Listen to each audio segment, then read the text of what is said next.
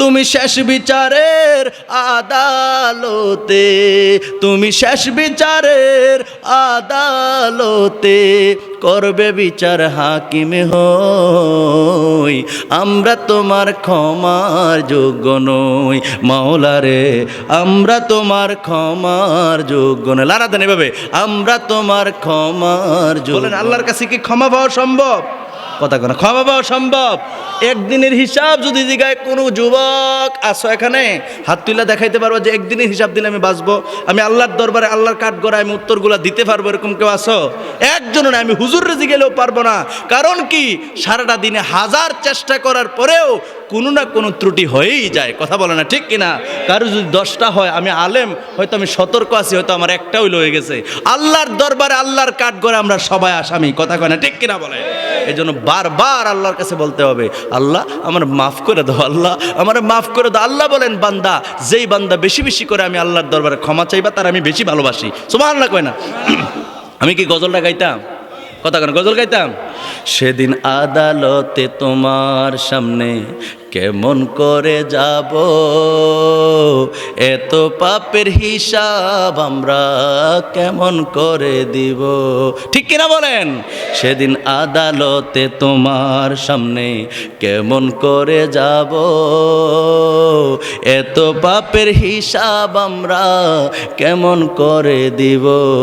তুমি এক এক করে নিবে হিসাব ও মাওলা রে,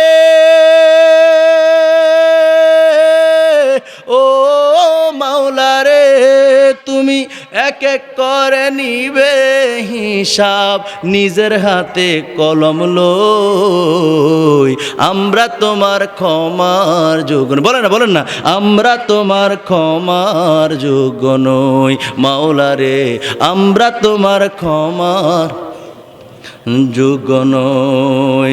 ভালো মন্দ সবই মাওলা আছে তোমার জানা, মিথ্যা বলার নাই রে উপায়, চলবে না বাহানা। ঠিক কিনা?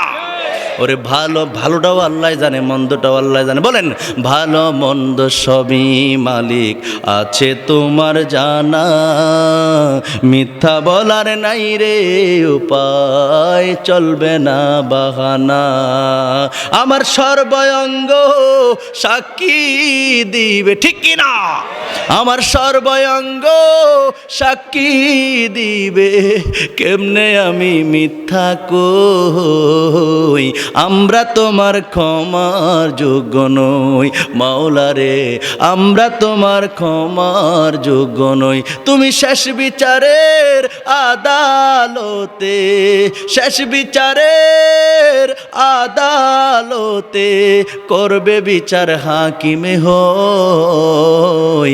আমরা তোমার ক্ষমার যোগ্য নই মাওলা রে, আমরা তোমার ক্ষমার যোগ্য নই। মজিয়া সংসারের মায়ায় রইলাম তোমায় ভুলে, এই দুনিয়ার সংসারে পইরা কিন্তু আল্লাহরে ভুইলা যাই আমরা। ঠিক কিনা বলেন?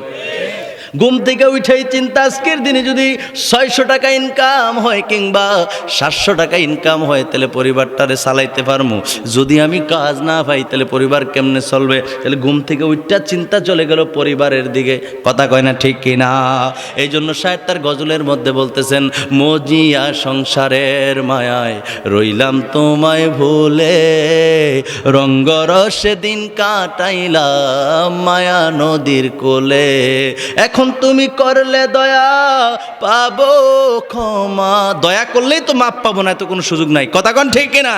তো বলতেছেন, তুমি করলে দয়া পাবো ক্ষমা, মনে আমার বিশ্বাস হয়, আমরা তোমার ক্ষমার যোগ্য নই মাওলা রে, আমরা তোমার ক্ষমার যোগ্য নই।